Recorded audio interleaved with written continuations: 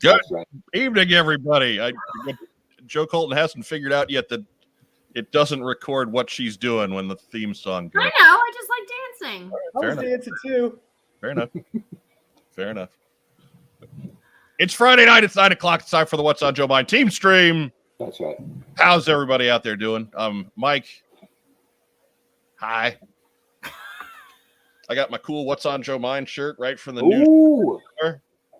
So I'm dressed like a What's on Joe Mind host. Yeah. Looking good, Mike. That's not the same as being dressed as a clown in the middle of October, but sure, we'll go with that. Every day is Halloween for the queen of G.I. Joe cosplay, Joe Colton. Hi, everybody. It's been a long week, hasn't it? Yeah. I want to do something fun for Friday. All right. I thought this was left over from Thursday, perhaps. I did this like an hour and a half ago. She's still drunk from Thursday night. Joining me in the top row, the former head of marketing for the G.I. Joe brand, the Hot Joe, Mark Weber. That's right. What's up? Fresh off a 4-4 tie with Block Island today. Feeling the power of the BCA Tigers. That's middle school co-ed soccer to you, baby. There you go. A 4-4 tie. It's a shootout right there. It's pretty much, right? It'd feel better if we didn't give up that fourth goal in the last 30 seconds, but whatever. Fine. That's the worst kind of tie. If you don't know, nobody knows Rhode Island geography, but Block Island is a literal island. They have to take a ferry to come play us. So they traveled like 4.5 hours, and they were so happy going back that it was hard to still be mad about it, right? Like, yeah, all right. It was a 9-hour travel turnaround. So, okay, fine. Good for you, Block Island. And this is a side note, because I've already derailed it. One of our players deked the goalie, and we just would have walked in with the ball. And the goalie just whipped his back foot, just lifted the back foot, dropped my kid, gave him a dirt nap.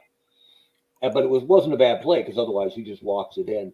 After the game, they brought over a piece of fried chicken to the kid they hammer fouled as an apology, as a sacrifice at the altar of, we're really sorry about that dirty foul there. Here, have some chicken. Yeah, they brought meat. Okay. Yeah, I guess. Is it worth getting kicked for? Was it worth getting kicked for that drumstick? I mean, I don't think I would take that header for some KFC. But if I took that header and someone offered me KFC after, I'd be like, all right, I'll take it. Well, welcome to the party, Ben Conway. Oh, yeah. Hey, yeah, this is already way more interesting than I expected with soccer and fried chicken apologies. I mean, this is all new to me. Mark just wrestled it away from the clown co-host. So yeah there you go. If you were a betting person on who would derail the show first tonight. I mean, Mark, really, you're always the smart guy. Smart money's on me, baby. Yeah, you're kind of always the guy. Sidetrack. That's me. Ben Conway is the man behind, or one of the men behind, the Roboskull Mark II. That is a project on Kickstarter that is being done by Skeletron up in the frozen Minnesota. Fun to be here. It's been an exciting 24 hours for me. You know what? Let's be honest. He's just here to try to get his project funded. Yeah. I was now live on Kickstarter. I was all excited. I was thinking, hey, we're gonna get you funded tonight. We're gonna get this done early. We're gonna make this happen, and put the full power of the What's on Joe Mind crew behind this, and just to the moon. I was gonna ask if Ben had a pitch for us, like how he was gonna like try and pitch it to the audience, and I was like, I'm waiting. I want to hear how this pitch is gonna go. Oh, it's a long pitch. I got so many fun. There's so many fun things we packed into the Roboskull. You know, have you guys checked it out? Because we've already burned through 6 stretch goals, and the 7th one's about to fund. And right before I got on this call, I posted up the surprise, the to be announced if we had gotten that far. Next stretch goal number 7. So that's been posted now online. And so when did you think you were going to reach the 7th stretch goal? Hopefully. Well, I mean, I really would like. Yeah, I really was hoping that at the end, like 30 days, like you get your big push at the end. I really wanted to get that 6th stretch goal, right? Like I really thought like that was a reasonable, like, maybe like not counting on it, but God, that'd be great if we could get those first 6 stretch goals at the end of the campaign. And then we just put like, well, if we somehow get more at the end, we'll continue, that'll be awesome. And we'll figure that out later. And then we went through all 6. We funded and went through all 6 of the stretch goals in 21 hours. So usually what happens is like there's a Kickstarter, like there's like a mad rush, and then there's that lull for like 15 to 20 days, and you're like maybe 1 or 2 a day you get, and then you're like that huge push at the end, right? Exactly. You skipped all of that. Yeah. Your lull was probably like between lunch and like not lunch. Yeah, this is a Black Friday Target video, basically, right? Just Cyber Monday on Amazon. Off they go. Yes. I'll give you a lot of credit. I think goes to you guys for getting the word out as effectively as you did a week and a half before. Yeah. Thank you. You guys did a really good job with setting up teasers and just giving little glimpses and really getting folks' appetites whetted for a product that everybody like. Who hates the Roboskull? Right. Nobody does. Even if you're we're infatuated with it here in the U.S. because nobody can get it. Over in the U.K., it's everybody's favorite.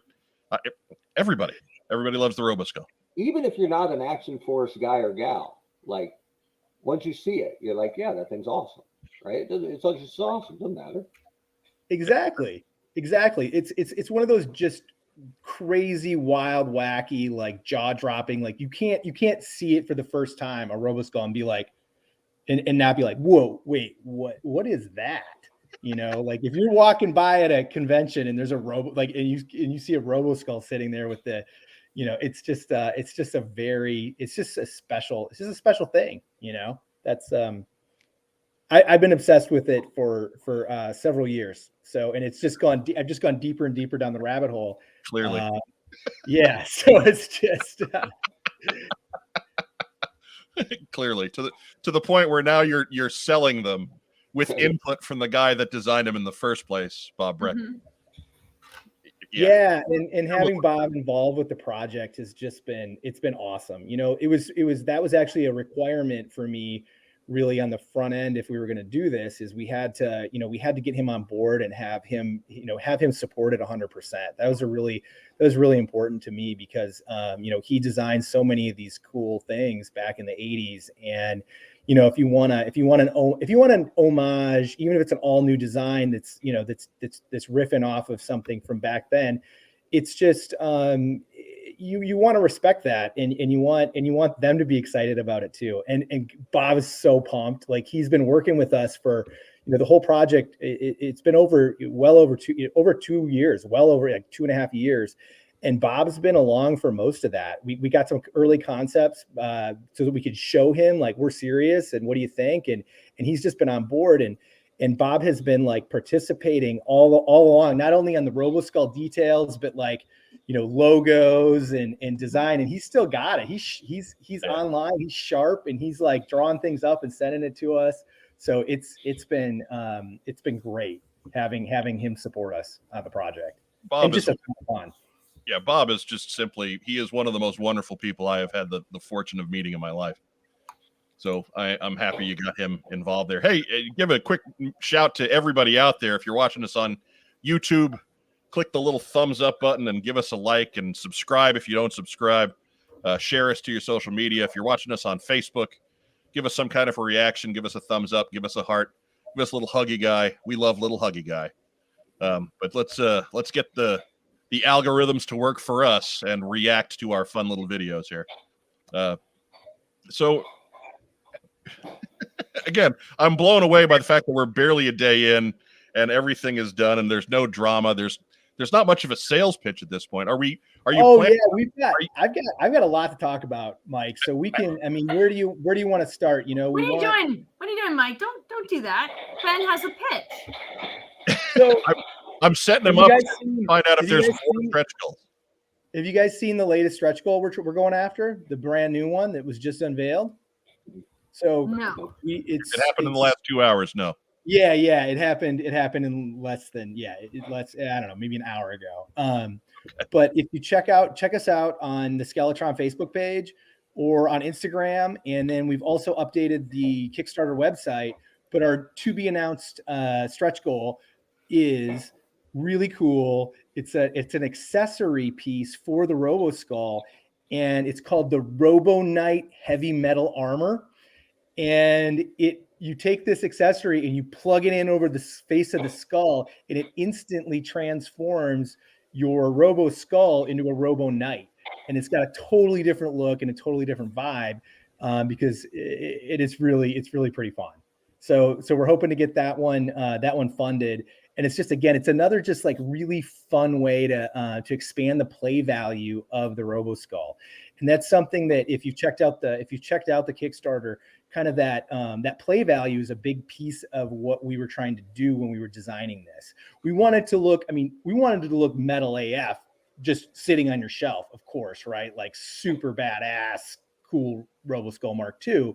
But if you're playing with your toys still, which some of us still are, we wanted to put a lot of play value into it, and that's why we've got things like the prisoner transport. How do we do that? And we've got to plug in prisoner transport that plugs into the back, and it's like this cartridge. And you don't even see this in the Kickstarter, but it's got this real nice, just kind of click and snaps into place like an old gaming system in the back of the Roboskull. It's great. And you pull that out. It's got the hinged lids. You can brainwash that guy or put in there and put him on ice, whatever you got to do. But it's just a fun toy to play with. And then the same thing goes for the wings, right? Because you've got the wings and you can rotate them this way, and then you can put it in like an X-wing formation, and those actually click, really satisfying click, right? It's like click, click into different positions. So it's just it's a fun toy to play with. And then you can use, it doesn't matter if you're 4-inch or 6-inch, because we've got the swappable seats in it. So we really want it to be fun, have great play value, and then appeal to a lot of different collectors too, right? Because we know, I mean, you guys know me. I'm a GI Joe guy. That's my core thing. Although of course over the last year with I was at home more than usual with COVID, so maybe I stacked in a few extra toys that I wouldn't normally. Hey, we're not judging. Don't worry. Some of us have been doing the same thing, so we're not judging on this show. I appreciate that. But yeah, it's got all that play value, and then we just did extra things just for fun. Like we've got friends that play that buy the Diaclone Reboot, which is a toy line that I was totally unfamiliar with, and just for fun, because you can pull the lasers out of the eyes, and the Diaclone Waruder pods fit right in there, and it looks awesome. It just looks so cool. And so like you can literally play with this at 4-inch scale, 6-inch scale, or 1/60th Diaclone scale. Oh wow! I see that comment, Phil Donnelly. Yeah, Sergeant. How you doing, Phil? I'm glad you're watching.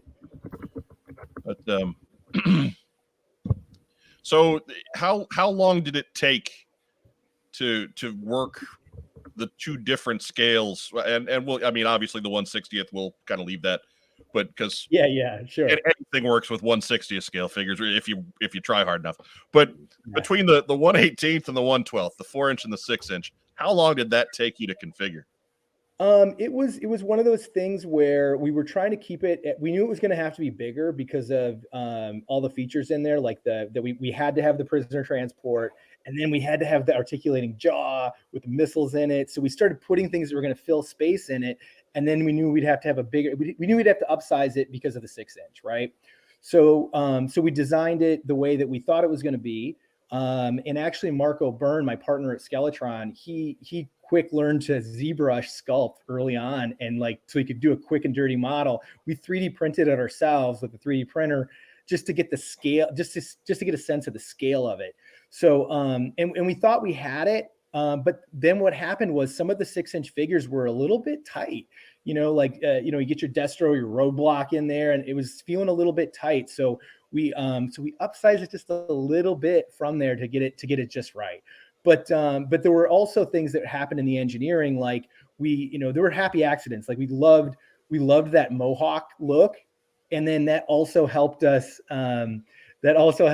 Get who are we looking at back there? That's the wrist lock, and I think he just saw his wife dressed as a clown for the first time.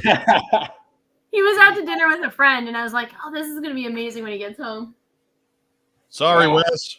Hey, Wes, that's all yours, man. All yours. Sorry. I mean, if you take the nose thing off, it looks kind of hot. So It's kind of crow, right? Now we're revealing more about the wrist lock than we knew before. Can't rain all the time. So wrong. Sorry, Ben. Go on ahead. It's all good. It's all good. Oh, so the Mohawk, we like the aesthetic of it, but it also helped us. It also really worked really well to sort of get some lift in that canopy and be able to get that 6-inch figure in there without it getting too crazy big. But it's big. It's a big guy. It's definitely a large size vehicle. So, Ben, but I think. What do you guys think? Have you guys seen the photos of it with 4-inch and 6-inch? I mean, I think that's the beauty of a Roboskull, right? Like, you don't know how big. It's not like, well, that's not correct scale for a Roboskull. Like, it can be whatever you want it to be. It's just got to look. It's just got to look great. I like it better with the 4-inch scale, guys, just because I like having the extra seat and all the extra. Like, it's just more going on. So that's where it's going to go for me. But every once in a while, I could see busting Destro out and popping them on in there, and just to give the declassified or the classified shelf a little bit of a run for its money. And that's what's the fun thing about that too is the way we've done the seats. So the seats pop out, and then you've got articulated ball jointed handles. And so one of the things that I wanted to do to just make it easier to play with is the seat pops out. Then you put your guy, you put his hands on the handles and get him all positioned on the seat. And then you can just drop him with the whole seat on it in there, which kind of just makes it easier to play with too. And you can preload if you're swapping, like you're talking about, Mike, you can preload your Destro in the 6-inch seat while you're playing with the 4-inch, and he's just ready to go. He's hot swap, right? 4-inch, 6-inch, just like that. Or a Marvel Legends Red Skull, which is Marvel Legends Red Skull. That seems a little bit of overkill, but right. And we've actually got some photography of some fun toys that we've taken that we haven't shown yet. So we're gonna have a little bit of fun showing some different action heroes, mostly villains, flying this beast around. So it's gonna be. We've got some fun stuff. Then the one thing that photos can't relay that I'm sure people are curious about is the weight of it, right? What does it feel like, or what's the estimation for what the final product will actually weigh in hand? Well, that is a great question, Mark. And I did not put it on a scale. It's pretty hefty. And it's also our engineered prototype. So it's a lot of, it's got some resin, it's got some cast resin in it and things like that. The actual production toy will be ABS and actually PVC as well. It'll be a combination of materials so we get the best, highest quality looks on the different components. And then there's some other materials for the joints, for the clicking to make sure that it's super high, super high durability. But long story short, I don't have the weight on the resin, and I haven't translated that to how that would be in other materials. So fair question. I don't have the answer for you, but it feels. I'm going to tell you what, it's going to feel good. It's going to feel really nice. I'm sure. I'm sure there are plenty of collectors who actually like to hang their airborne vehicles so they look amazing, right? And so I'm sure there'll be some people who want to hang this up And I'm sure they'll be curious about what exactly kind of tensile strength am I going to need to have to keep my Roboskull airborne. All right, we'll have to. So here's what we're gonna do. We'll import that that file, and we'll convert it to that ADBS. We'll have to get a weight on that so we can hopefully we can do that before the end of the Kickstarter. We got 29 more days to go, so hopefully we can get some or good 7 hours. Yeah, I mean, Yeah, right. So I'll start working in some questions from our live stream viewers here. Radley has this one. Can't wait for this to come in. A thing of beauty. Will it have a display stand as well? Oh, That's a really great question, Radley. So we've had a few people asking about that, and I'll reveal this live for the first time that if these stretch goals continue, we will have a display stand that we will offer as an add-on component for the people that want to get that want a display stand for the Roboskull. So that is something that we do have planned if we can get to if we can continue to go through the stretch goals. So it's not a commitment for me, but based on what we've seen from the people in the fandom, I think we're going to get there. I think that's gonna get unlocked. So Radley, I actually expect me to post something about that yet tonight. I took a real quick break just now to jump on here live with the What's on Your Joe Mind crew. But as soon as I'm off, I'm back to posting updates on the stretch goals. So I've got the brand new one that just hit, and then I'm going to try to get ahead of this thing. We're going to post just an explanation of what the 2 stretch goals are past the one that we're trying to hit right now. Now, how many stretch goals initially did you have? It was the 7, right? 6. So we had 6. 6. Yeah, Okay. we had 6 planned, and then we said, hey, if we actually somehow manage to navigate through all these, we'll keep it going. But so now that you've hit 7, do you have a plan in 100 minutes? Do you have a plan for maybe some other stretch goals that you didn't think of that you could get to because you had 6, and you're like, maybe like the next iteration that you're now brainstorming and like, or freaking out that you have to come up with? Like, is there anything else that you've like Mach 3 or something that you have like, all right, let's think about this as a next one, but now you've reached your goals, like all of them and the 7th one. Yeah. And now you're like, all right, what else can we give back? Yeah, I mean, it's kind of we had a bunch of ideas. So we had things that we were percolating on, but I, looking at the costing and what we wanted to come in at and what we thought we could do, just, this is my first Kickstarter, but I was doing research on like what's reasonable. We're a new company, trying to be, not too conservative, but recognize that I want to put out enough stretch goals that I think there's a good chance we won't hit them, but I won't be disappointed, right? If we fund, we get a bunch of cool stuff, it's going to be great.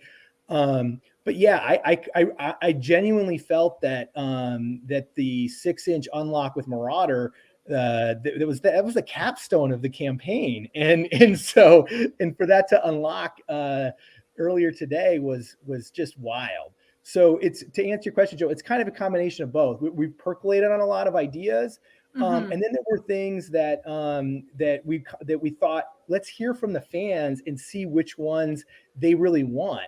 We thought like, okay, we'll have, we'll gather this information over time, right? We'll get it over weeks 1, 2, 3, and then we'll be able to really listen and build. If we were so lucky to get more than 6 stretch goals, we would have all that information and really know what everybody wants. Yeah, especially which ones they picked and like which ones they added on, like multiples of, and like versus like maybe one. Yeah. And at this point, we were just, I mean, again, I'm not gonna.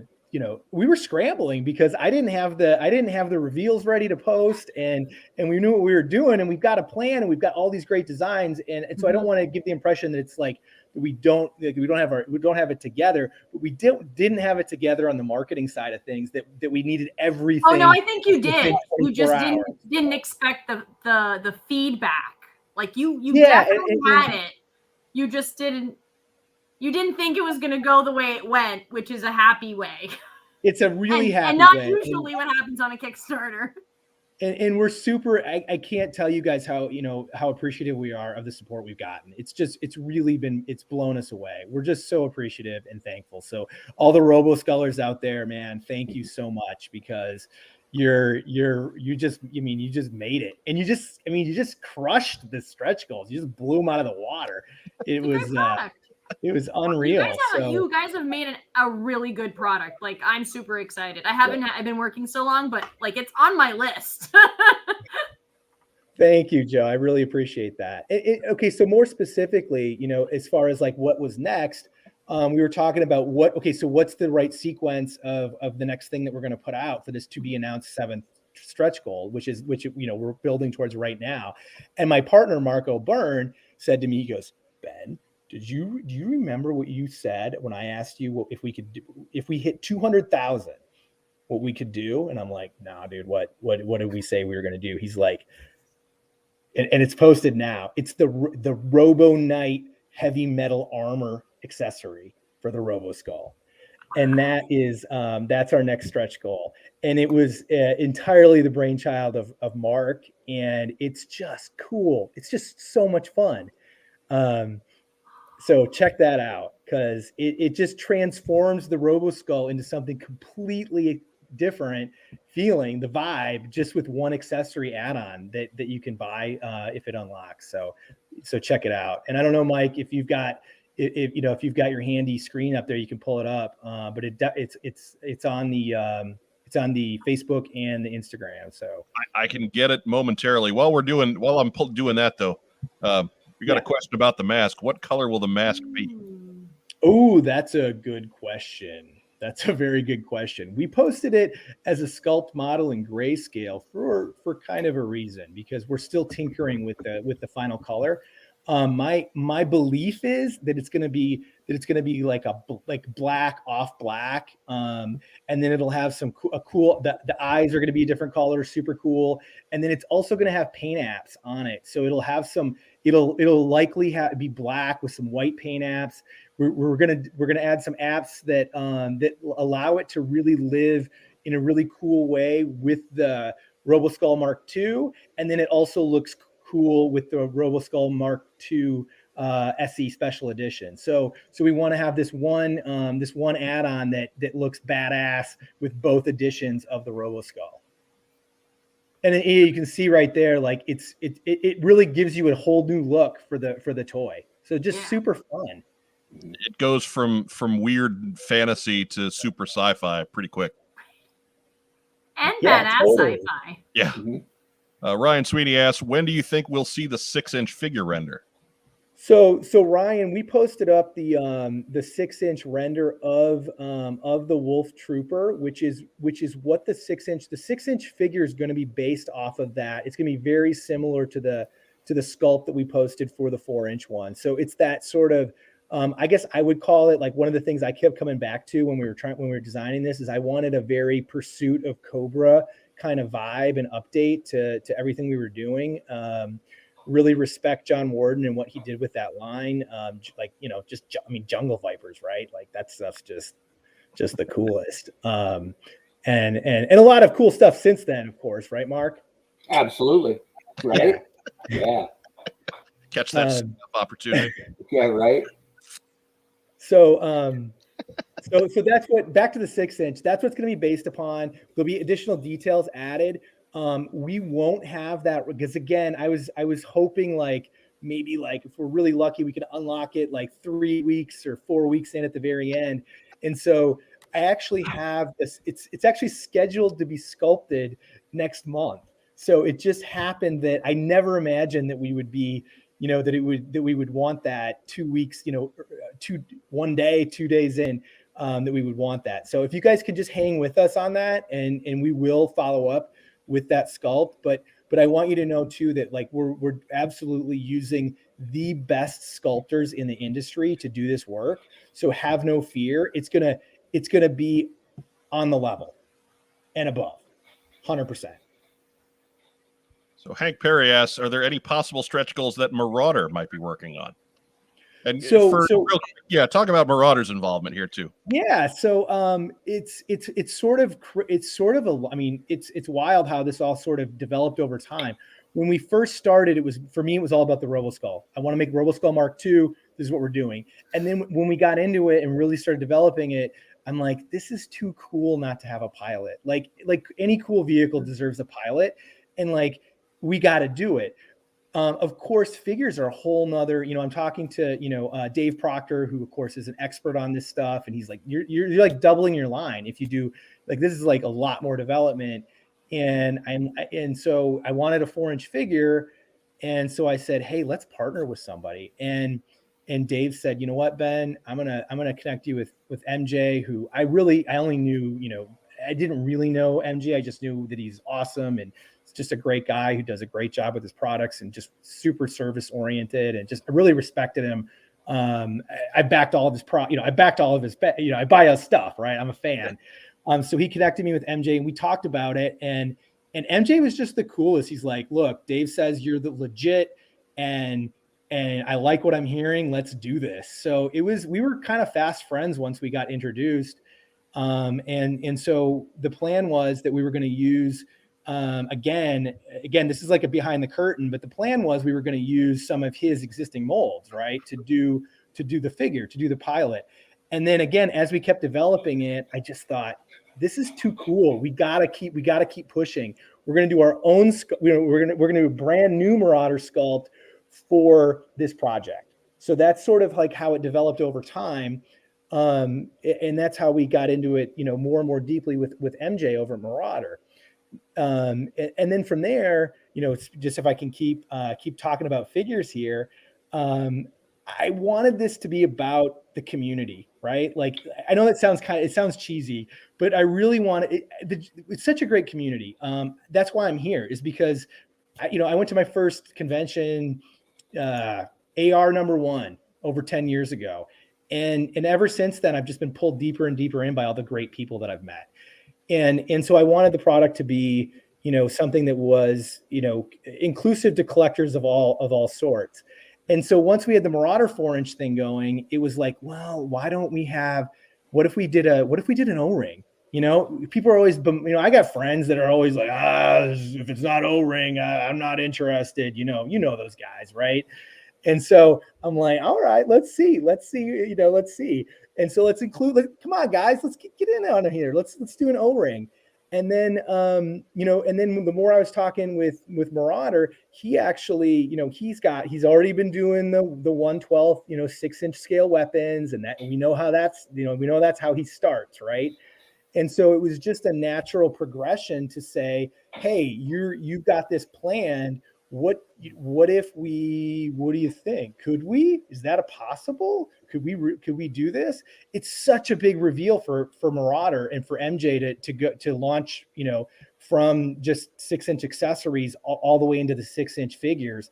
And for him to put his support behind Skeletron and what we were doing with the Roboskull was just really generous and amazing of MJ to do that. And then for him to just say, not only am I going to do 6-inch, but I'm going to allow our first kind of breaking news on this to be a potential, maybe not even funded stretch goal. It was just really, I just can't say enough things about MJ and his support of the Skeletron project and the Roboskull Mark II project. He's just been awesome. All right. And question from Crocodile Joel McMullen: is Skeletron the ultimate goal, or do you have plans of expanding beyond this? So are you asking like Skeletron as far as Roboskull, the ultimate? Roboskull, yeah. Hey man, we all misspeak because it's the company name is Skeletron, and we got the Roboskull, and so I'm going to take that as is there plans beyond the Roboskull? Yes, there are. So there are now. I mean, we said, hey, let's again take it one step at a time. Let's try to do something really cool. We'll find out if the community's into it or not, and then we'll go from there. So I would say decisively at this point, you guys are into this. So we're gonna keep it going, and we're gonna be doing more. So it's and so yes, we've got Red Shadow. We've got the Red Shadows, and we're gonna keep building. And we all know. I mean, the villains are always the coolest guys, right? You know, they just are. So, Just got the so needed we're gonna. stuff. So, Just got the so needed we're gonna. stuff. So we've got some we've got some plans. Yeah. So and we're excited. So and it'll be interesting to see how much we can roll out on this Kickstarter, because we're already in uncharted territory as far as what I was planning. So it's super exciting. I don't know where this is going to go, because I mean, I threw my, literally off my chart, right, in the first day. So a couple have joined similar questions here. Will we possibly see other colors of the Roboskull down the road? And Yeah, will it be that's a chrome great. version? I love that question so much. So yes, that's a possibility. I'll tell you that we do not have plans for any other Roboskulls in the Kickstarter. So I'll just put that out there, that we're looking at, for what we're looking at fun enhancements, add-ons, things that really build upon the play value, and then perhaps some additional figures too. So, but we got to see how far this goes. So I don't want to overcommit. The last thing I want to do is overcommit on this. But we've got fun stuff planned. Yeah. All right, Cornelius McGillicuddy. Yeah, back to colors in the future in the chrome. So I don't know if you guys all know this, but I brought, and this was sort of as part of my Roboskull obsession. Kate McLeod had brought the 12-inch scale Roboskull to JoeCon, and I was just like, can I buy that from you? Like, is this thing for sale? Like, I remember that. And it was too cool. And then the next year, and I'm really not. I started customizing like back in maybe 2007 a little bit, but I'm not as good as these other guys. Everyone else is just so much better at it. And so the next year at JoeCon, it was Sky Patrol theme at Loveland, right? That's right. Yeah. And so I was like, oh, I really want to do a custom. What could I do? And so it ended up being a lazy custom that was super cool, because I took one of my Roboskulls, my vintage 84 Roboskulls, and had it sent off to be chrome plated, vac metal chromed, and I brought that to the show, and it was fun. Everyone's like, that's cool. I'm like, yeah, that is cool. So it was fun. So and I'd love to. So I'm the guy that did the vac metal chrome. I want to get a vac metal chromed Roboskull Mark II. That Trust might me, be the next Kickstarter. Like, don't overcommit. Yeah, but it might also be I might have to do the same thing, right? It might just be a custom. We might have to do them like onesie, twosie. So I've definitely put the question in to the factory on this one, but I don't have any definitive answers, and it certainly would not be in this current Kickstarter. So again, I don't yeah, great question. So Cornelius McGillicuddy asks, do you guys have a Jeep, a tank, a hovercraft, or a giant Cobra robot in the works? No, we don't. We have no other vehicles in the world. No, we're not that far. We're not that far. So we're really focused on trying to assemble the right, coolest, best concepts that we had developed early, and develop them further, so that we're prepared for additional stretch goals. Because we're hoping that there's more fans out there beyond day one, and that we'll continue to grow this thing. But that's where the focus is. Definitely not on any vehicles beyond the Kickstarter at this point. But what the future, we don't know. We'll see. We'll see what the future holds. I love how we're hitting you with all these long-term questions when you are 30 hours into having this. I love it. It's great. I love that. Anything else the last time? This is way more fun than like, hey guys, I know we're at $2,000, but please get the word out and buy the Roboskull. Because that's the one thing that I honestly like. I try to be really objective about what the fandom is interested in, but I have a really hard time being objective about the Roboskull, because I just love it, obviously. So I'm like, I love this. I think everyone should love it, but do they? We'll find out. I mean, full disclosure, my prep yesterday was, all right, I'm gonna go into this thinking that it's probably going to be funded well enough by the time we get to tomorrow that funding will be a foregone conclusion, right? So this will really be a pitch for stretch goals. Apparently not. You're wrong, sir.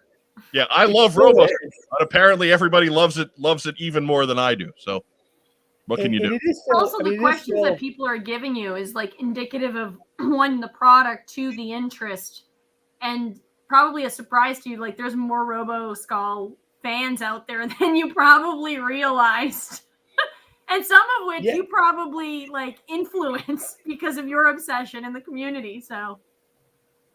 I think anyone that that's seen it loves it, and I think as far as like people, as far as the value and appreciation for Roboskulls, got to give it to Dave Tree and Chris McLeod, because those guys were coming to JoeCons, flying across the pond to come just show the Americans about cool stuff that happened in the UK that we had no idea about. Mm-hmm.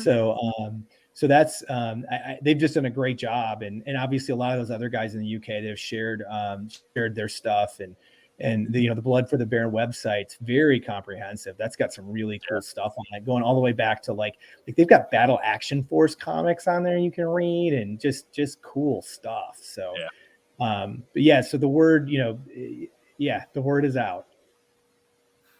So Glenn asks again, and he better be subscribed.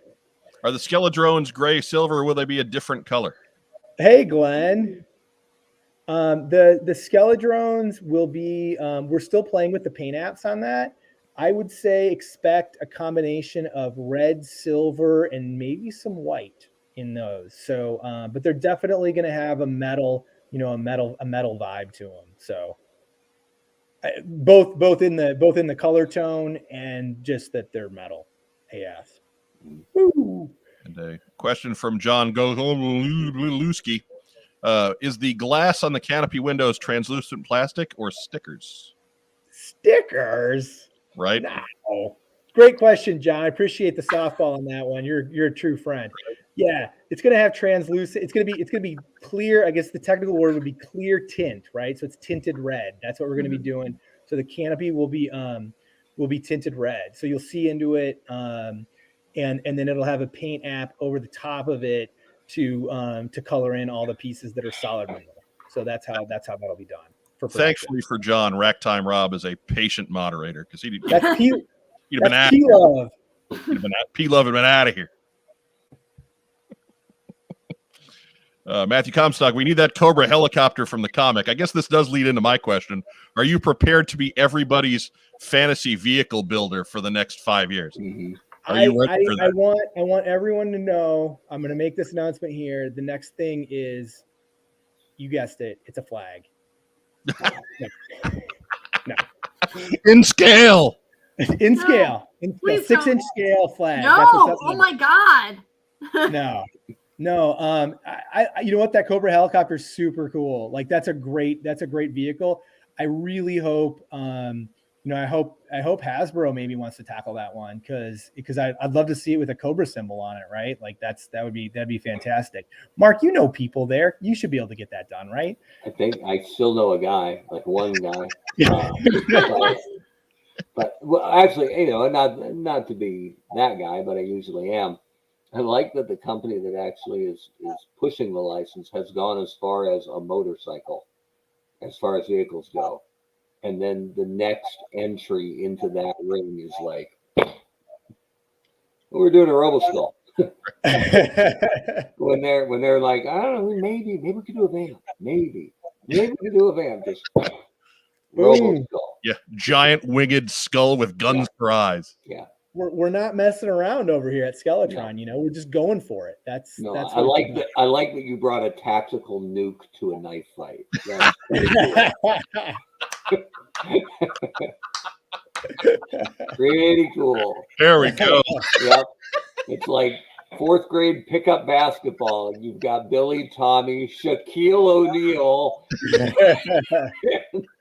Mark, I really appreciate that, man. Thank you. Very cool. I'm about to say, take that to the next business meeting on it. That's awesome. Yeah. Funny. Oh, here, personal question here. Are you bringing the prototype to Assembly Required November 6th in Des Moines, Iowa? I'll tell you what, Assembly Required in Des Moines, Iowa is my favorite show. It's the first show I ever went to. I'm from Minnesota. I went down by myself, not knowing anyone. Just want to check out the scene, not knowing what to expect. I was a little apprehensive, to be quite honest. And the people down there that I met were just great people, you know. So shout out to Steve Kelting and Brian Sauer and Camp and, you know, those guys. I mean, that's where, you know, I met so many of my friends at shows, you know, just so many people. And so, yes, that's my long-winded yes, hell yeah, I'm going to be at AR, and absolutely we're going to bring that prototype model and show it off. Wouldn't miss it. I would not miss it for anything. That's my show. Never miss one. Here's a slight, not to be the toy industry insider guy, but just because it's gorgeous, don't let the marketers handle it. When that comes up and says they're with marketing, hands off, baby, because there's a long running history of butterfingered marketers getting their hands on prototypes. And yeah, it never ends well. And not that I have any personal experience with Right. it, truly. But when I would ask, it was always like, oh, dude, it was like if you ever picked up an X-Acto knife inside Hasbro as a marketer, immediately 3 designers would materialize next to you and go, all right, what do you need? And what are you trying to do? Because you're not qualified for this level of sharpness. Well, we've got a little smaller team here, Mark. So we're wearing a lot of different hats. So I think I'm the, as far as the butterfingered dude who probably shouldn't be handling it, who's the marketer. Is that you? Right here. Oh, there you go. But I have successfully handled it, and it was glorious. And, so far, so good. Yeah, so far so good. So but Joel, I appreciate the event. Are you planning any sort of new story for the project, or are you just going to be relying on the previous history? So so we're looking at, so as far as story goes, this is a new story, right? So we've got a new story that is going to be developed. Again, you know, we've got a lot of ideas and a lot of ideas for moving forward, but you know, I'm not one of those guys that's going to write, you know, like a full document about this whole plan. And then when I finally get to the first thing, which is the Roboskull, and nobody likes it, then it's like, well, geez, what did I do with all my time, right? So we've been taking it one step at a time, I guess, is the answer. So yes, there's a story that will unfold. It's going to be really loose, honestly. I think for a while. I like the idea of, you know, again, with all this play value, and like you tell me, Joel, what you know, is it a brainwasher? Is it a prison transport? Have you thought about how the Skeledrones, so those 3 guys, are going to plug into that window on the brainwasher, and like the different missions? Like if you're doing a bounty hunter mission, then you don't bring the assassin drones. If it's you know, dead or alive, then you decide, I'm just going to load the assassin drones into the prison transport and just go all at it. So I kind of love the idea that people can start out at least making their own stories and how it fits into their own world. I mean, and I think that's important a little bit, just because this isn't for the kids. It's for us. It's for, you know, it's for adult collectors, and most of us have kind of an idea of how we think things should work in our universe and how we want to play with it. So, you know, we got Glenn Winkler was on here earlier. You know, I love his Gleniverse, where he's actually got a home for My Little Pony and He-Man and everything, all in one all-encompassing universe. And I think that's kind of how I want to envision the Roboskull, right? It lives in every universe. So it can terrorize everybody, you know? So what you're saying is we need pink drones to terrorize the My Little Pony universe, or the My Little Pony Glenverse. I want to see some really cool customs of this thing. Like, I want to see the pink Roboskull, and I want to see it blasting the hell out of some ponies. I would love that. Like, who doesn't, like, right? Let's do it. Who can we sign up for that? Let's go. Right. Yeah. Scott Jennings asks, will we see the Roboskull in any other media? I think that's maybe a clever way of asking, do you have comic books planned?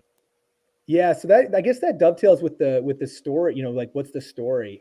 It's certainly a possibility. I will say it's not something that I'm focused on right now. I'm really focused on the toys. I love comics. I grew up collecting comics. But right now my entire focus is on making the coolest, best toys. Like that's what we're really focused on. That's not to say things could change quickly with the way this is going, but right now we haven't started talks about any kind of comic books or any other media at this time. The focal point is toys. So here's a question from Hank Perry. A good question. Can you share how you were able to use the name Roboskull? A lot of internet speculation going on about that. Yeah, that's a really great question. So we purchased, in short, we purchased the trademark to the name. So we filed the trademark, and trademark was granted for us to use the name Roboskull for toys, action figures, t-shirts, and related related apparel, that kind of thing. So Skeletron, the company, owns the trademark for the name Roboskull, which gives us exclusive rights to use that name. And that was kind of a big, not kind of a big deal. That was a really big deal to me. I think there were 3 components on the front end of this that I really felt I needed that I wanted to do to lock in before we could take it to the next level and really start developing.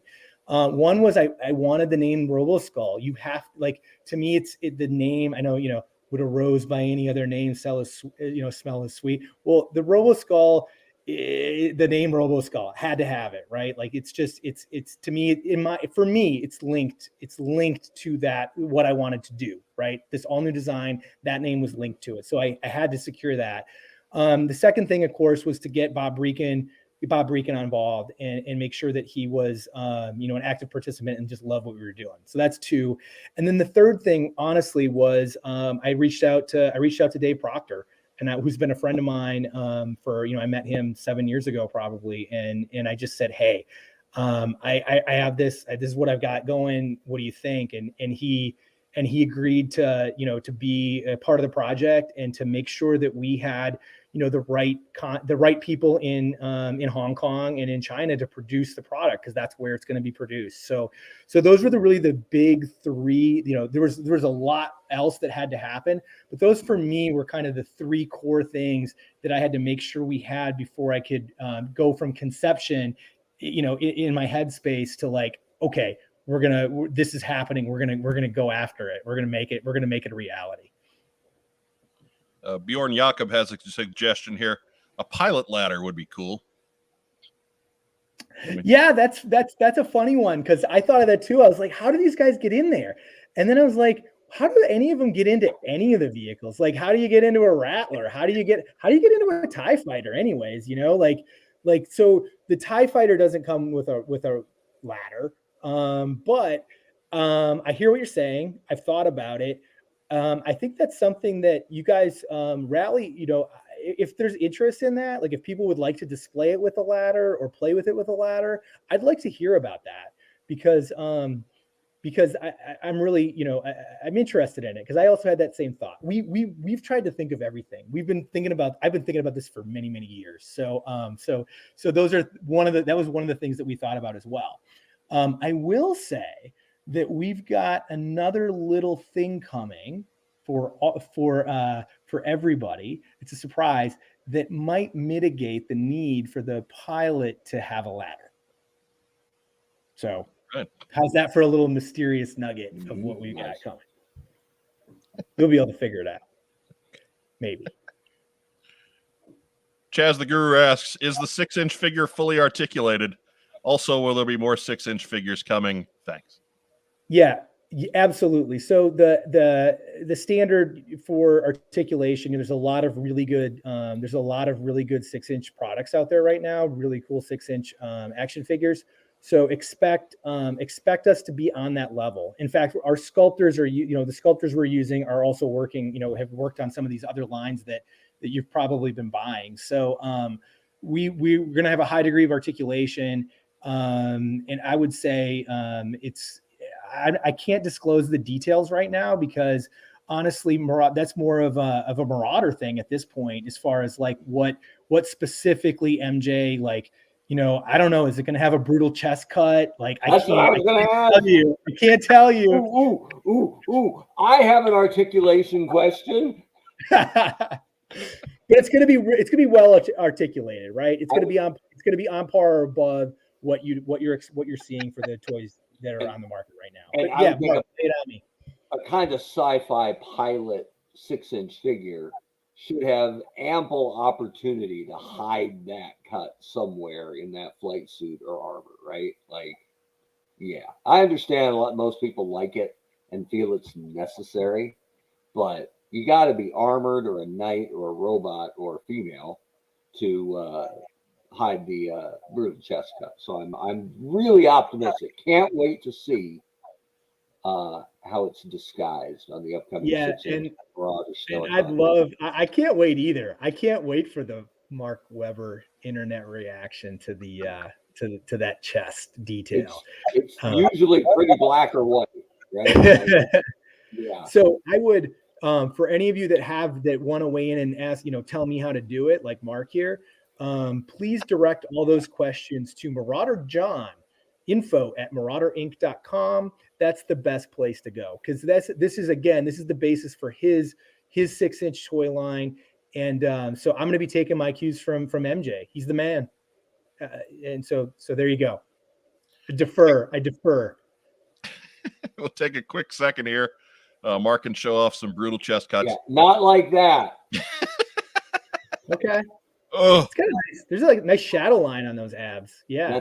That's not good. That's not what we want. We were all set to send you some pictures of that new Marvel Legends Hercules, Mark. We were all set to do that. Hang on, it's not far away. Anyhow, Mark, but that photo wasn't part of our reference materials that we've been working with. So if maybe you guys could email us that'd be maybe helpful. Just to give everybody a quick reminder, if you're checking us out on YouTube tonight, go ahead and like our video, subscribe to our channel. Really appreciate that. If you're watching us on Facebook, give us some kind of a reaction. Give us a thumbs up. Give us a heart. Give us a little huggy guy. We love little huggy guy. Just so we can let the algorithms know that you're watching. Hank Perry brought his A game tonight, so we're going to give him one more question here. Last question for me. Coincidence that the Eagle Force Red Shadows homage pre-order came out this week?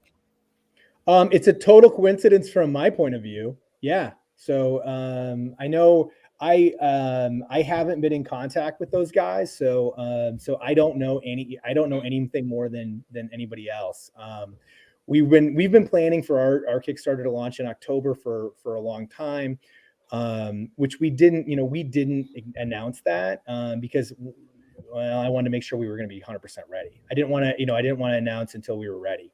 But I do know that I did see that the Eagle Force guys had announced a Kickstarter. I think it was like October 4th, and then they switched it over to BBTS, which I think is really interesting that they moved that to that format. I have not seen. Has that been done before? This is the first time I'm aware of that.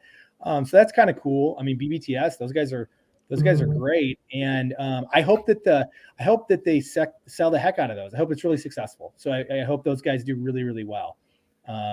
Yeah. But it's not, we've been talking to a lot of people, and we actually did coordinate a lot of Kickstarter talk with people that we did know were doing Kickstarters, but there's been a shocking amount of Kickstarters this fall. There was an articulated 6-inch, what are they called? There's some guys like 4 6-inch figures that came out of nowhere that I was just like, oh wow, didn't see that one coming. And then there was gonna be the Eagle Force, which they moved to BBTS.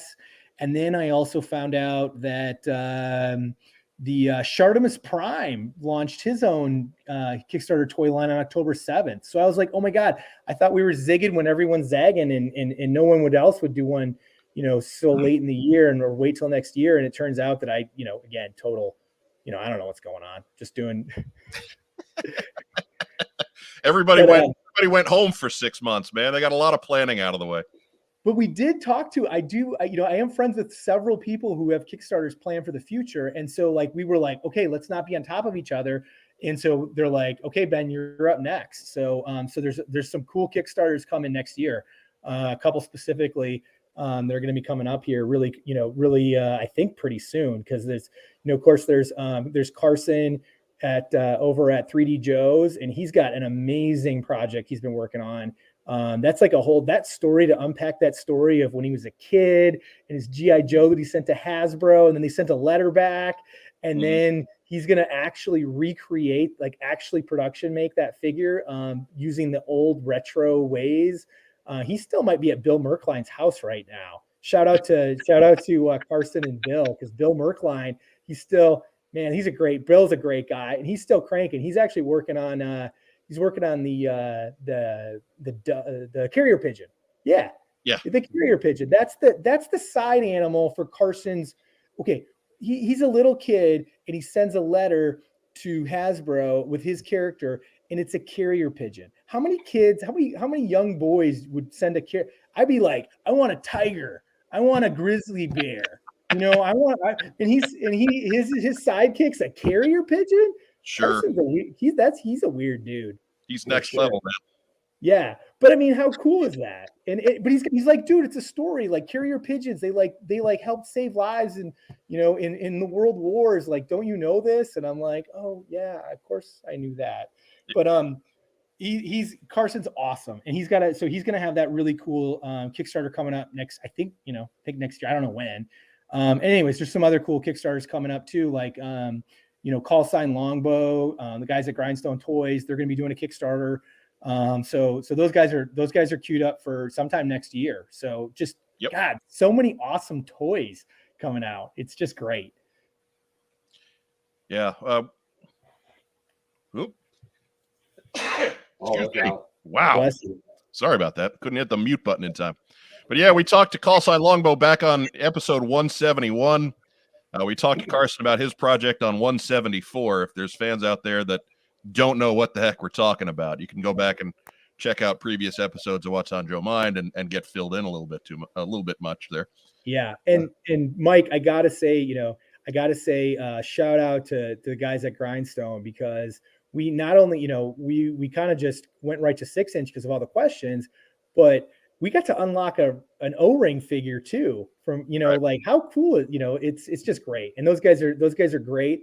The design work on that retro figure came straight from Grindstone. We gave them our updated, modernized, cool Wolf Trooper figure, and then said, okay, now bring it, backtrack it, take it back in time. And they just crushed it. I mean, the first line drawing I saw of it, I was like, because they just nailed it. I'm like, that's it. Like, you're done, which I have not said about, I don't think, anything on this project. Like, the amount of revision and tweaking we've done has just been endless. It's probably the only thing that I looked at and said, there it is. And that was the retro figure. That's my favorite part of the whole project is, I think diehard fans collect in several different scales, and they like almost everything. But everybody has a favorite, right? You're somewhere deep in your core. You're an O-ring guy, or you're a modern 4-inch guy, or you're a 6-inch guy or gal. And yeah, you'll buy the other stuff when it's really cool or when it's the only thing in town. But to make a monster, impressive vehicle that works perfectly with all three, and not just works perfectly with, but provides you brand new characters in those three iterations, I think that's brilliant. And thank you, Mark. And basically, there's no way other than fiscal, right? Because you can't tell anybody how much they should have to spend on toys. But other than fiscal, there's absolutely no reason not to be in on this, right? Because if you're an O-ring guy, all set. If you're a 4-inch, Marauder type guy, cool, you're in. If you're 6-inch only now, cool, you're in. And for most of those, from what I saw going through, you don't have to buy the skull to get the figure. So for people who are like, God, I love it, but I don't have that scratch right now, sure, you can get the figure. Dive in. There's almost no reason you can't be in on some level of this, depending on what you like to collect. And I think that's great. Thanks, Mark. Yeah, and we wanted to do, that just to kind of bring everybody in and have everybody have an opportunity to do something, to get something off this Kickstarter. And so yeah, so that community part of it, I hope kind of it starts to resonates with everybody, that we wanted to have something for everyone in the community. Of course, there's also just there's the other side of this too, where where we looked at the tooling cost of this Roboskull, and I'm like, oh my god, Right. like we gotta get everybody in on this, because otherwise it's just not feasible. The tooling costs for this were really high, and actually I got a really early, just kind of shoot from the hip estimate, a long time ago, 2 years ago, and I'm like, all right, cool, we're doing it. And the tooling costs came in, I mean, there's been inflation, this and that, but it just came in to hell and gone higher than what kind of our kind of rough ballpark. But again, it was just like a ballpark, like we won't know until we get there kind of a thing. And we went for it, because the thing about this project is, I guess I'll share, is my goal from the beginning is we're going to make the coolest thing we can. And so at no point has it been, we need to cut this because it's going to cost too much, or we can't offer, there were certain things we said, this is better served as a stretch goal if people really love it, but it doesn't necessarily need to be, it's not the core of what it has to be, right? But when you're talking about that core Roboskull, like that core item that's going to come boxed, that vehicle, we're going to make the coolest toy possible. And I'm not interested in cost cutting. If I got to charge more for it, that's what we're going to do. Because I want it to be just the coolest, the best. That's what it's about. And so that's kind of been the mantra for the project, is we're going to make it as cool as possible. We're going to keep the price as low as we possibly can. But we're going to make it as cool as possible, and we hope that its coolness is people are going to see the value in it, right? Awesome. And speaking of that price point too, because we've had a lot of talk about, is it a good price? Is it a bad price? The price, we came in aggressively, I feel, on the price, and I want the people that have backed it to know, like, if this is, if we have an opportunity to sell this kind of like after Kickstarter, if it goes to a retail outlet, which I'm not saying it is, I haven't had conversations, I'm not, that's a future conversation, but it's going to be more. So just kind of keep that in mind. I priced this to give the people that supported us, a good deal, right? Like you guys are helping, the backers are making it happen. That's what a Kickstarter is all about, is like, I think this is great, but let's find it, but support it. And then it becomes a reality. So again, really appreciate everybody that's backed it. I'm glad you see the value in what we're doing. Thank you. So we'll let Glenn throw a softball at you as we start to wind up your time, Ben. How many Roboskulls will Mrs. Conway let you keep for yourself?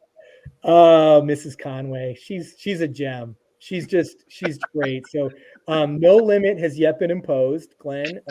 You'll be happy to hear. And actually, she's aware there may be upwards of hundreds sitting in somewhere around the house at any point in the future. So it's going to be it's all good. It's all good on that front, Glenn. I appreciate you wondering about how that marital status stuff's going. But my wife is awesome. She's just been great. And actually, like, shout out to my wife, who's not watching this, by the way, so she'll never know I shouted her out. But I haven't slept. Like I finally got about 5 hours last night. I got 3 hours the night before. I got 4 hours the night before that. So I'm really sleep deprived because I've just been hustling, trying to catch up to the pace of the Kickstarter. Just prepping to launch, I wasn't getting any sleep. And then when it blew up, I was like, I'm already behind. I'm 2 hours in, I'm behind on this thing. So she's been delivering sandwiches just to me sitting at my computer and just taking care of me while I'm just furiously working away at the computer all day. So she's awesome. So Ben, before you go, what do we not know? What have we not asked you about with your time with us tonight? What do we still need to know about Skeleton? Oh, there's so many, you guys. There's so many fun things I can talk about. So here's just something. I'll just leave you guys with something to think about, like the Skeledrones, right? Like these are those fun, creepy crawlers, and they're scaled. So they're scaled 4-inch heads, right? So they're going to go. You can hot swap them with any. You can just take them off. Somebody thought of that, put it on a figurehead. What I think's the fun thing about the head swaps though is think of all the crazy, silly heads you can put on the creepy bodies, right? It's almost like the head in the jar type thing, or the little like you mounted, like you transplanted somebody's, like think of like Screaming Duke on rolling on a Skeledrone. Dude, that writes itself. It's a Scarlet drone. Yeah. See? Yeah. Oh, so much, so many dad jokes. So I many love dad. it. Yeah, so there's a lot of there's just some fun play features that we've been excited to talk about, and we just haven't really even gotten into yet. So I'm really looking forward to kind of expanding on what we were thinking in the process. Like, why do the Skeledrones even exist, right? That's a great, if we've got, you want to hear that story right now, where we came, how the Skeledrones came? Go for it. To be. So we wanted, from the very beginning, we wanted to be that the 4-inch and 6-inch. And did I tell the story already? I don't know. We were talking before the show, so I'm getting confused now. But 4-inch and 6-inch, we couldn't fit the 6-inch prison transport in here. There was just no way we could pack this thing in. So we're like, okay, you're a 6-inch collector. You don't care about the prisoner because you can't fit your prisoner in there. But we got to make it awesome for a 6-inch. So we got to make play value for the 6-inch collector too. So what goes in there? What does this transform into if it's not the prisoner transport? And of course, the first thing that we thought of was like, everyone's like, yeah, weapons. We put a big old gun in there, and like you pull it out, and you can just store some cool gear and cool 6-inch guns in there. That's great. And we're like, yeah, but what? Let's think about like what more? Like what could be just really cool and just original and different? And it was actually Dave Proctor came up with this idea, and he was so excited. He sketched it on a Post-it note and posted it up in our group. It was just this little skull with these little legs coming down. He's like, you could fill it with these guys, and we're like, that's awesome because the Skeledrone, even though it's a 4-inch head, it's actually creepier and cooler, I think, even with the 6-inch scale. Like I've got photos where I've got like prototypes and they're like crawling over like a 6-inch Cobra officer, like over his like dead body, and they're littler and they're just cool. They just are really fun at the 6-inch scale. So you can fit 3, those were all designed originally to be the really cool thing that you put in the prison transport if you're a 6-inch guy. So that was kind of how the whole concept came to pass. But it's all about, and that's what the whole thing's been, is just ideating and how do we try, and of course you can never please everyone. We know this, but but we're going to try. We're going to try to please everybody and see how far that gets us. Hey man, options. That's what you can give people, is options. There you go. The world is their oyster. And so all right, guys. There you saw it right there, man. Right now you're $230,000 on a $70,000 pledge goal. So yeah, you did it. Congratulations. Round of applause. Thank you, guys. Thank you. I really appreciate it. And it's the, cheesy teamwork makes the dream work. We got so many cool people that are talented and just thoughtful. That's the other thing too, is once people signed up and we got people on board with this project, like everybody's kind of thinking about it and dreaming about it and thinking like, how can we just continue to refine this and just make it as cool? That was kind of the, that was the theme of the product. How do we just continue to make this thing the best possible toy we can make it? And we just had talented people, which really helps because I can't draw anything. And we got some guys that can do concept sketching, and it's just like, just blow you away right out of the gate. So just fun, just unadulterated fun. And so everybody can see the Kickstarter page there. If you go to kickstarter.com and search Roboskull, it'll pull this up for you. Ben, where else can people find you? You can find us on Instagram, and you can find us on Facebook. Those are the 2 places that we're currently, and we've got a website, of course, too. But that website just will kind of drive you back to the Kickstarter, back to the Instagram, and back to the Facebook. So Skeletron.com. That's the website. Good hub. And hey, Mike, could you just drag down to that unlock that I was talking about, that Robo Night, because I want to make sure everybody gets a chance to see that, because that's our next stretch goal that we just announced. Oh, look at that art from Ian Kennedy too. Isn't that gorgeous? Yeah, we got that as our thumbnail, and yeah, at the end of the show. You picked a good thumbnail today, Mike. Yeah, that one did turn out really well. Yeah. I am no great graphic designer, but that one kind of just did itself. Ian Kennedy was 88 when he painted that, and he's now 89 years old. Isn't that incredible? What? Yeah, that is amazing. Still throwing the fastball at 89 years Right? old. Oh, look, there's Happy Boy Ben with his prototype. Oh, Look how gigantic that is. Wes is gonna scream at me. It's gonna be amazing. That was at the unboxing.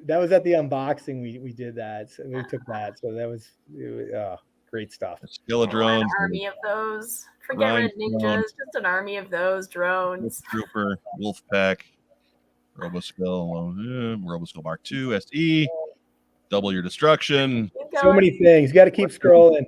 All in 2. God, Mike. Air, 4 Horsemen of the Apocalypse, Red Shadows Elite, Red Shadows Elite 2. Oh. We're almost there. Oh, there's the Breath of Death too, by the way. Did you guys check that out? That's cool. Death Breath is pretty awesome. Yeah, we've got a photo we're gonna show that shows you how to play with that thing the right way too. It's pretty fun. Where to go? That's all we got. Did we go past it? Did I not get that loaded? Did it not go? Well, maybe I don't have it. Oh, you know what? It looks like refresh. Maybe it's a refresh. Because I've had this page a lot. Or the res, Ben, the res. No, you got to go all the way. You got to go all the way. Yeah, you got to go all the way down again. Hit the Google button. I got to shout out my guys, Dave and Justin, to different Dave and Justin, who did the photography of our prototype. And they just knocked it out of the park, I thought. Great shots.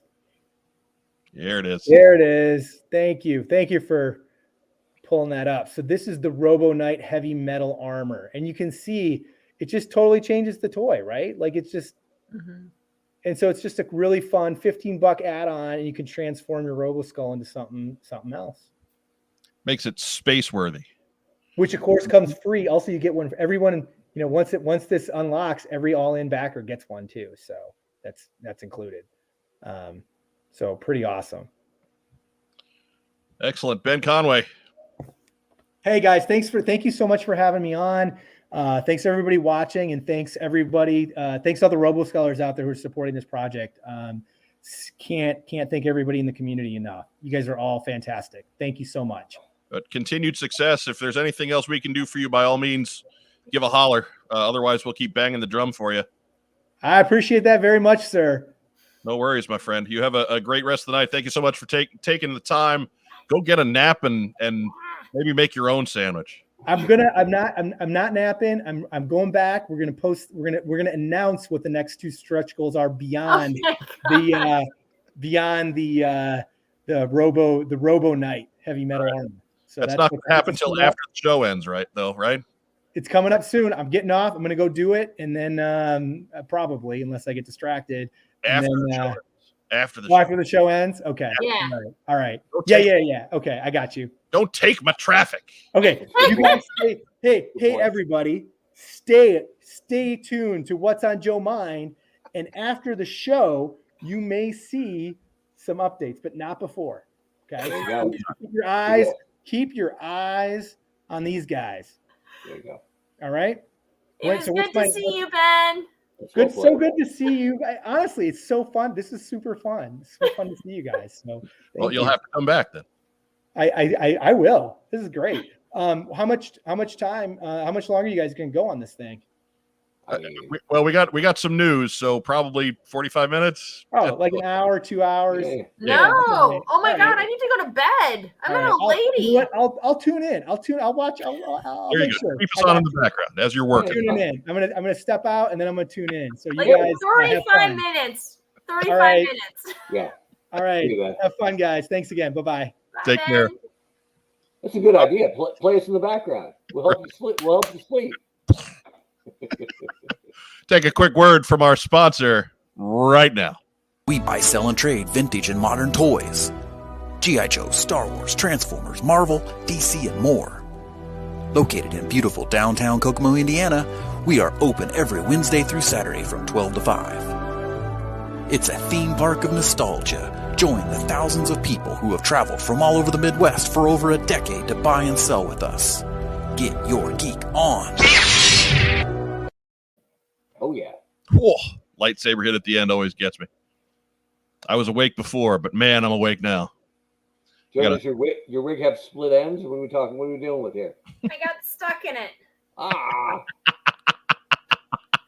That sounds about right for the way tonight's gone. That sounds about right. So yeah, that was that. You guys in on that one yet or no? Yeah. I am. I'm in for a couple of figures. We'll see about the full skull, but it's incredible. It's beautiful. Yeah. I was thinking maybe you could sneak it by Wes for a little bit by pretending it's a mask, right? It's a I helmet. might try to wear it though. Well, just until it gets there, right? Just be like, yeah, I got this cool skull helmet. Sorry, I'm trying to get the news pulled back up. So let's without getting too far into it, because man, we're pressed for time. Yeah. Let's get to the news. Do, do, do, do, do, do, do. All right, easy.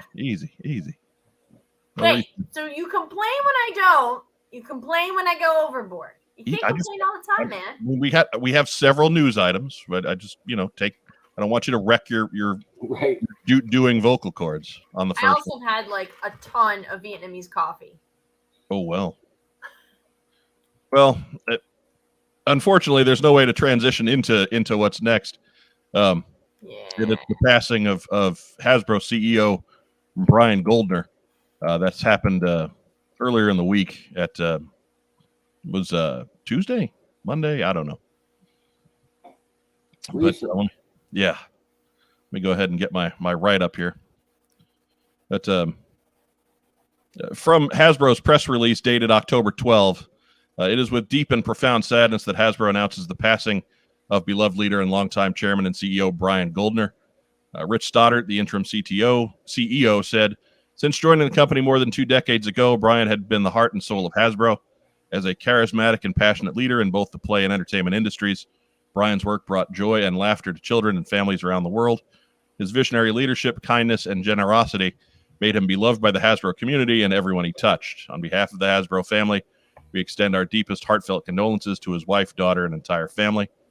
Mr. Goldner, who was 58 at the time of his passing, joined Hasbro in 2000 and was quickly recognized as a visionary in the industry. He was appointed CEO in 2008, became chairman of the board in 2015. He was instrumental in transforming the company into a global play and entertainment leader, architecting a strategic brand blueprint to create the world's best play and storytelling experiences. Through his tireless work ethic and unwavering focus, he expanded the company beyond toys and games into television, movies, digital gaming, and beyond to ensure Hasbro's iconic brands reached every consumer. The culmination of his pioneering strategy was the 2019 acquisition of independent entertainment studio E1. Mr. Goldner served on the board of directors of Viacom CBS and was the chair of the compensation committee. Mr. Goldner and his wife Barbara were passionate advocates for improving systems of care for vulnerable members of society. And we, of course, at What's on Joe Mind, pass along our condolences to his friends, family, and colleagues as well. Mark, when you were at Hasbro, Brian Goldner was in charge. So talk about that some. Yeah, I mean, and it would be a complete lie to say I knew Brian Goldner, right? Like I think everybody who worked there, from the entry level intern to the global VPs and the C-suite folks, all some worked with him a lot closer. I only sat in a room with him in a meeting with him at a table one time, and that was because like 3 people up the depth chart were all out that day. And so it was like, hey, Webb, get in there. And so I don't even know if I said right? I was just taking notes. Like, yeah, you don't want to make that meeting whack-a-mole, right? So no. I was just taking good notes and reporting back pretty much. But he was tremendously charismatic, and when we would always see him leading the sort of after the quarterly numbers, the day the quarterly numbers were released. He would always have an all-employee meeting in the giant cafeteria and broadcast to all the other Hasbro places and offices and Wizards of the Coast and that sort of thing. He always led them. He was always comfortable in front of the camera. You saw him on Mad Money regularly whenever the quarterly stuff went out.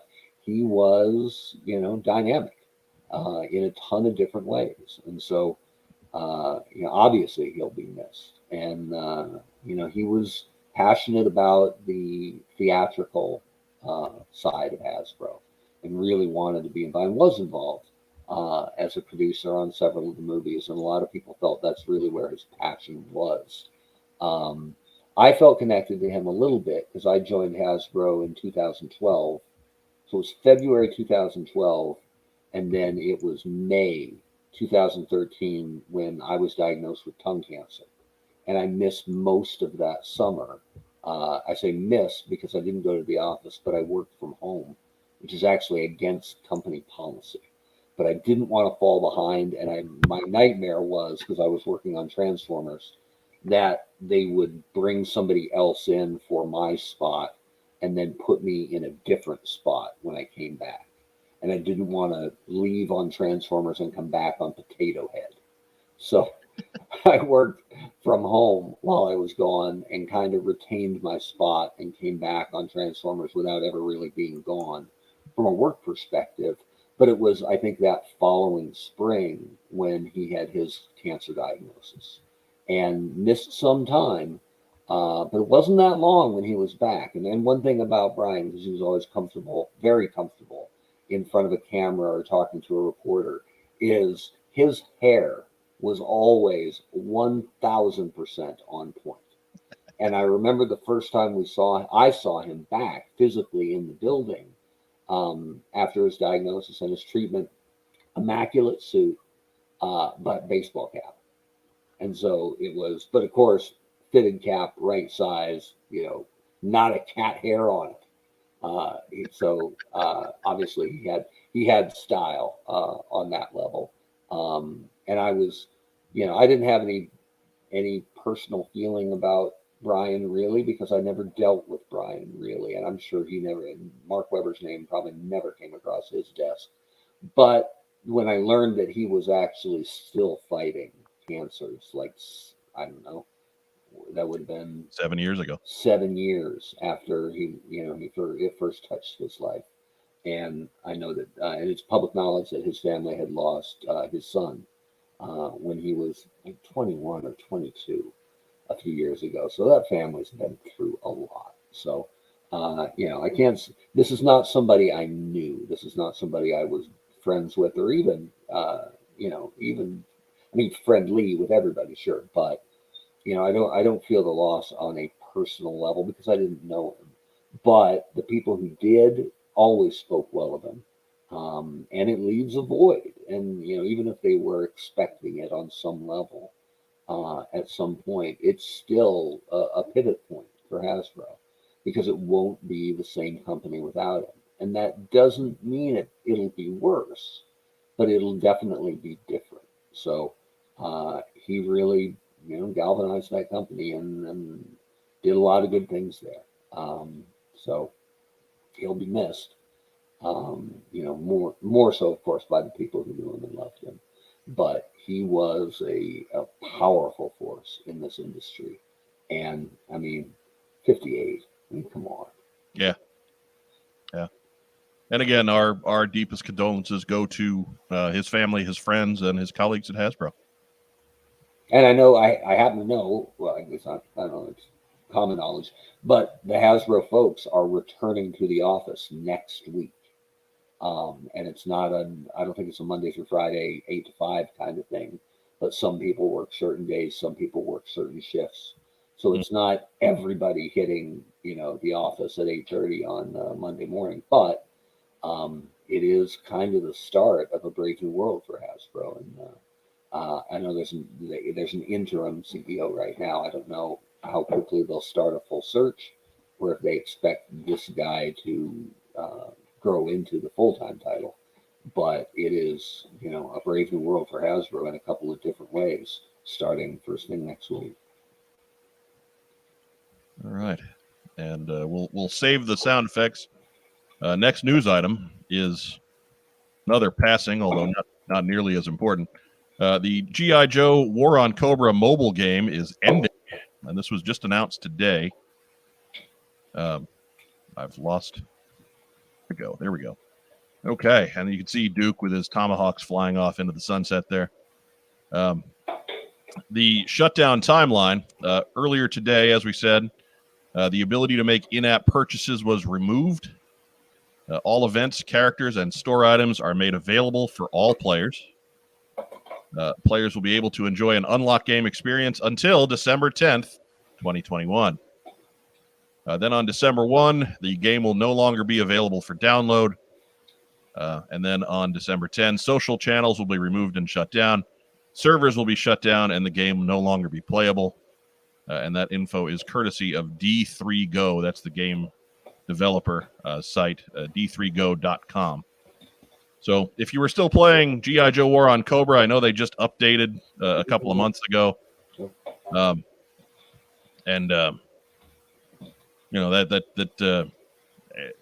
be honest, I tried it when it first started and had an okay time with it for a little while. And then it got very repetitive. I wasn't willing to spend a ton of money on it. So it kind of just got very, very repetitive because it took so long to advance anything in there. I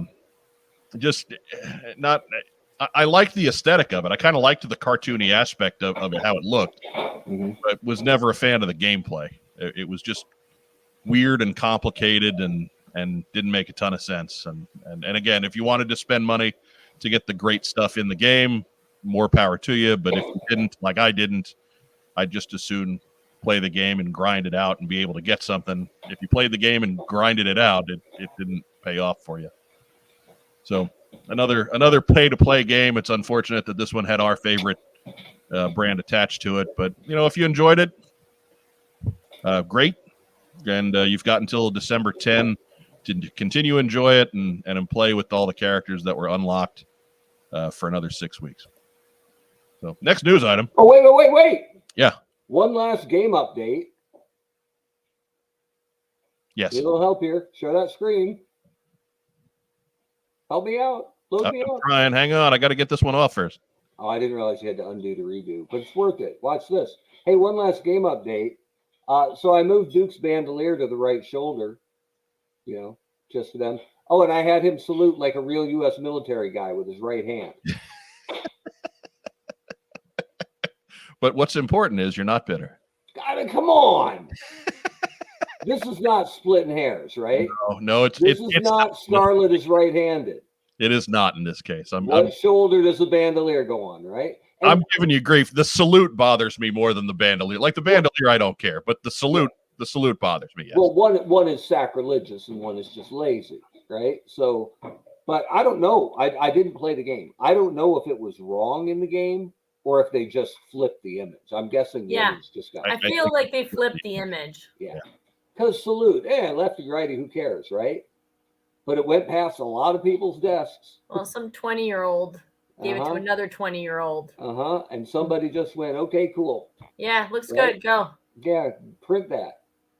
Yeah. Okay. Next news item. Do, do, do, do, do, do, do. And here we go. Ah! HasbroPulseCon 2021 is coming up next week. You can get all the details at HasbroPulseCon.com. And let's see, I do have a little bit of a write-up here. Fans in the U.S., U.K., and Canada will be able to attend Hasbro's virtual event, Hasbro PulseCon, next weekend. Hosted by Jackie Jennings and Cleo Thomas, PulseCon is sure to include reveals and exclusive merchandise for many Hasbro brands, including G.I. Joe, Transformers, Star Wars, Marvel Legends, Ghostbusters, Nerf, Fortnite, and more. Be sure to share we'll be sure to share the event schedule on our social media when it's made available. We will also share our schedule once their schedule comes out, because Lord only knows what's going on with that. If they're going with Joe on Saturday, then we're not going to do a show Friday night. We'll do a show Saturday. Maybe they'll do Joe both days. Who knows? Whatever. We'll figure it out once they get it figured out. So just keep an ear to the ground. Again, HasbroPulseCon.com or HasbroPulse.com, or you can just follow us and we'll be on top of it as quickly as possible. And Phil is correct. Neither of these women have ears. Makes it hard to wear glasses. Right? She just got a headband though. Just strap it on. Not so much goggles. Yeah. And that does segue well into our What's on Joe Mind local convention roundup. First up, yeehaw! It's the DFW GI Joe Collectors Club. They are having their swap meet tomorrow. So if you're in the Dallas-Fort Worth area down in Texas, Nice. they are getting together from 11:30 to 3:30 p.m. local time at Austin's Barbecue. So it will be an excellent tasting swap meet, I'm sure. See their Facebook page for more details. Again, that is the DFW GI Joe Collectors Club swap meet. They have an event page too, so you don't have to join the group or anything. You can just check out the event. If you're in Central Texas, go ahead. Go. You have to go. It's mandatory. Also happening, well, we've covered it the last couple weeks, so we'll keep going today. Codename Iowa presents Assembly Required, the 10th annual Iowa GI Joe Convention. That is happening Saturday, November 6th in Des Moines. We've talked about it a little bit with our guest, Ben Conway. You can get details on this on their Facebook page. They also have an event for Assembly Required, or you can look them up at codenameiowa.com. Lots of options there to get the lowdown on Assembly Required. A great show. Again, been going for 10 years, so they're doing something right. Get yourself to Assembly Required if you are somewhere in the North Midwest or further. Who cares? Whatever. Just go if you got the time. Especially if you want to get a look at the Roboskull Mark II prototype. There you go.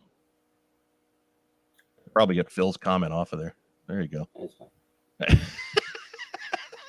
Because apparently, that ninja doesn't have ears either. Apparently not. No comment. Hey, Ben's there. Roboskull Mark II. Nice. He did put us on in the background. He did lie to us. For once, a guest didn't lie to us. So good. What's up next? Here, I thought he was just using us to get his Kickstarter funded. Right. 500%. Right. Like 10 hours in. Right. We're going to take full credit for that because I posted that we were going to have him on, and then they launched, and then it was funded. Yeah. That's all. We're taking credit on that one. We pretty much legitimized the project. That's right.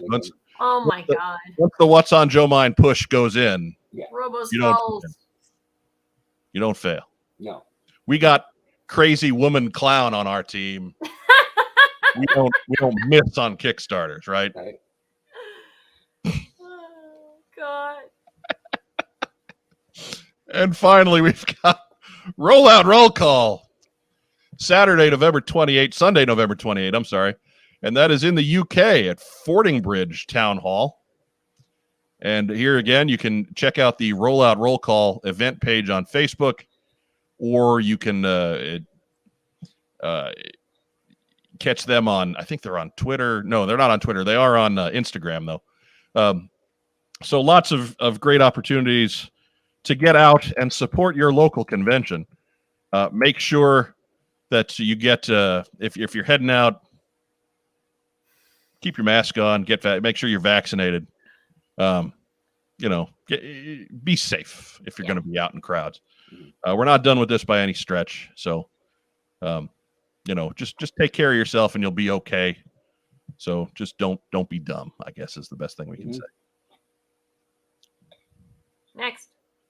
Yeah. See, surveillance port, they get it. They're meeting scoffs in Spanish, no less. Ah, que lástima. Que mal suerte. Dios mío. Ay, caramba. Andre, arriba, arriba. Oh, we're in trouble now. That's the news, actually.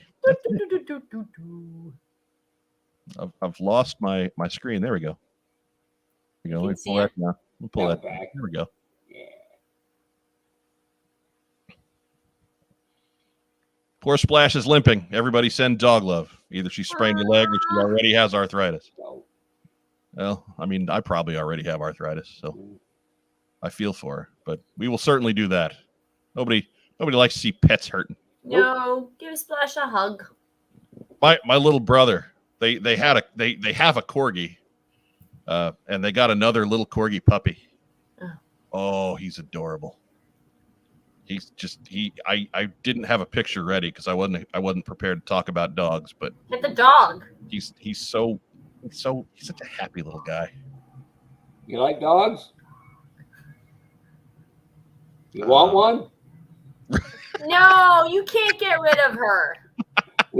Doesn't weigh a lot, man. Wouldn't take much postage. There you go. Just ship her off to Joe Colton. Joe Colton's got a nice yard. But Like she a- loves you. You can't do that. No, it's like a starter kid, right? Not a bad project.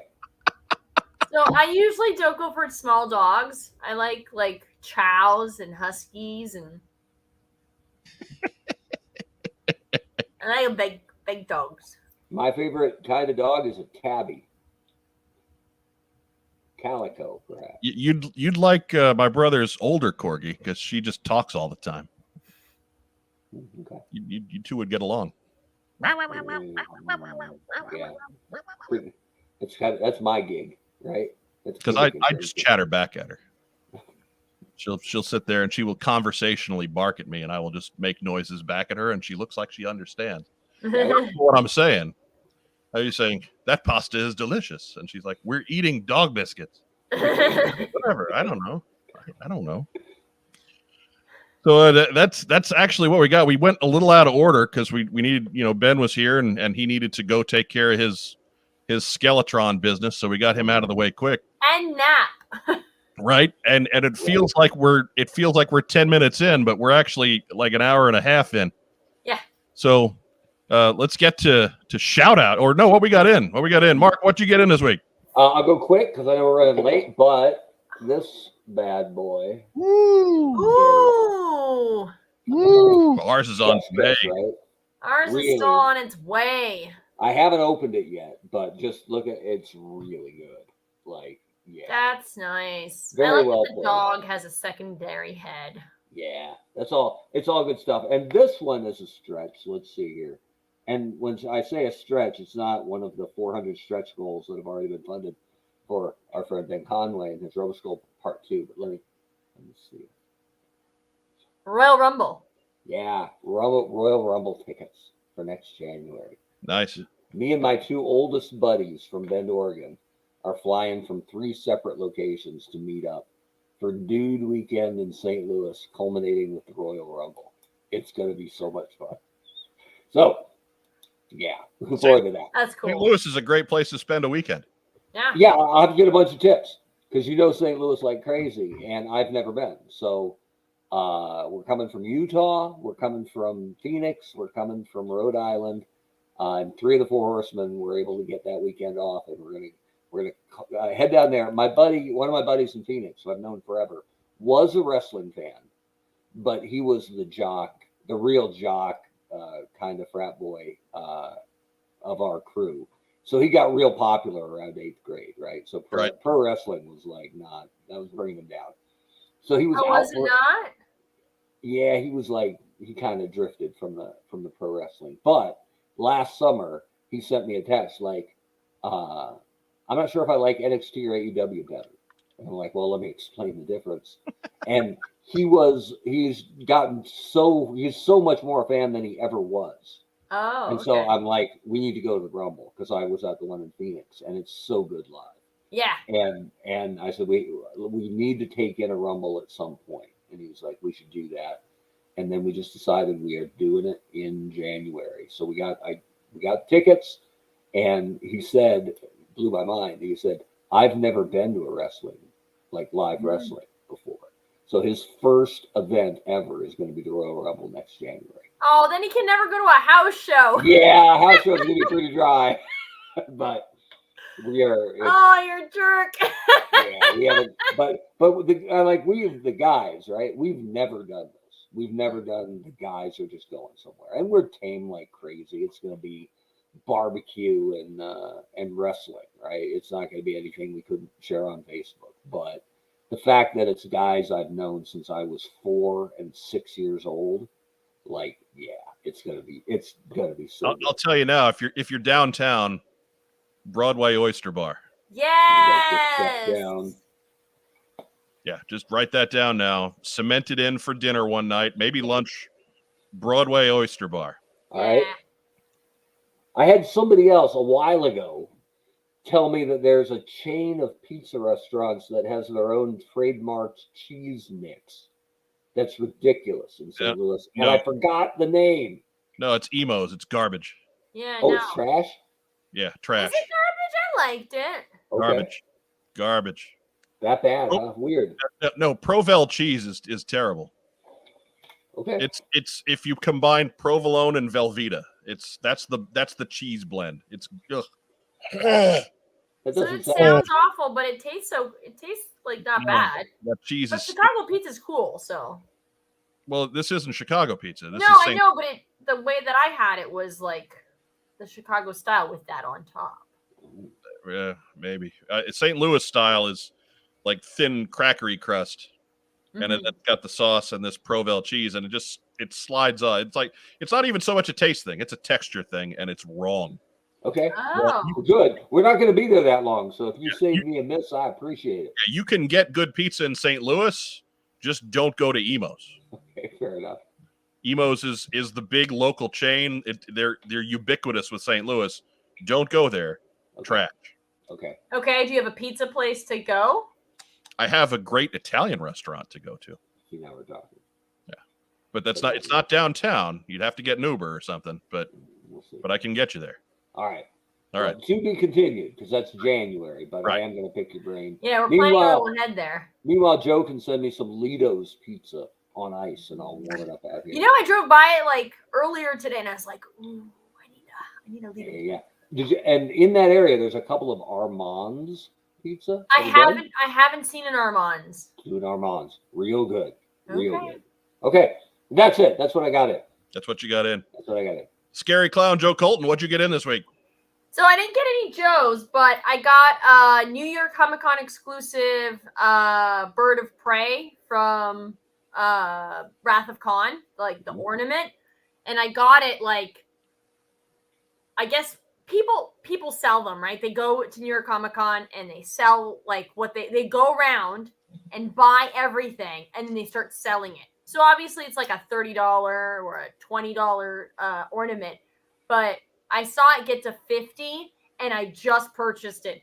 Everything after that was $90 to $110, and I was like, yeah. And so I was like, watch it be one of these guys that hasn't gotten it in hand yet. Oh, yeah. But no, in hand, got it to me. The box outside looks great. It looks good. It's in another room. But so I got that, and then I got the rest of the line of the Revelations Master of the Universe. No, I didn't. I didn't get that. What did I get? Oh, I got the this is a whole story. So I went into Target with Wes, and instead of like buying what we were trying to buy, we're trying to get like Halloween stuff. He's like, I know you want to go to the toy section. Let's just go. And I walk in the toy section, and I didn't realize that the Eternals action figures were out. And so I saw them and immediately like went into like collector mode. And I was like, babe, can you tell the difference between this head sculpt and that? I was like, her eye is slightly off. And he's like, it's basically the same. And I was like, no. Look, she's got a dimple here, but no dimple here. And the color has a scratch here on the chest and not on the other one. And he was like, you have 7 in a row. Pick one. And I was like, oh, you need to leave me alone now. And so some other collector came in and he's like, hey, do you think I can grab one? And I was like, no. Yeah, you can grab one. And he was like, oh, are you looking for somebody for something? Or do you need help? And I was like, no. Wow. And so Wes is just standing there and he's like, oh, no, I don't collect toys. That's her thing. Right. And he's like, oh, well, the Deviant is like down like 20 minutes at another Target and they have all the other ones. So if you want, you can just go there and get them all.